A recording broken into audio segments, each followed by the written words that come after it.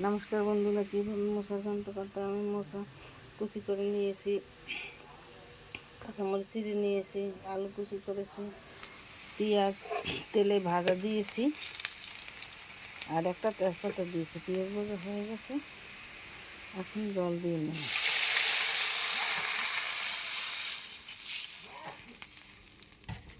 আমি এখন মশা দিয়ে দিলাম।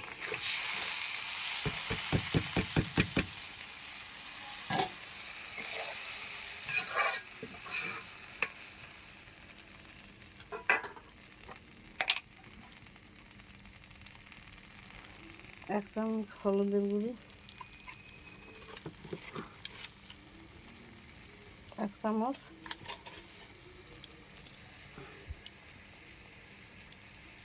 লবণ দিয়ে দিলাম,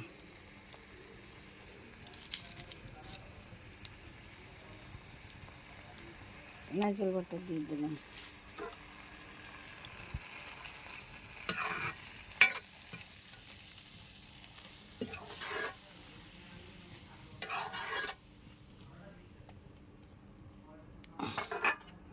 এখন 2 মিনিট পর ফিরে আসছি।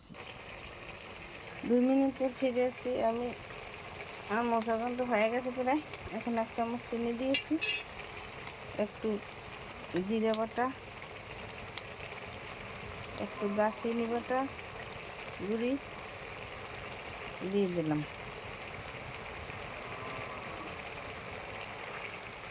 এইভাবে আপনারা মশার ঘন্ট তৈরি করে খেয়ে দেখবেন, খেতে অনেক সুস্বাদু লাগবে। আর 1 চামচ ঘি দিয়ে দিলাম। এই 1 চামচ ঘি।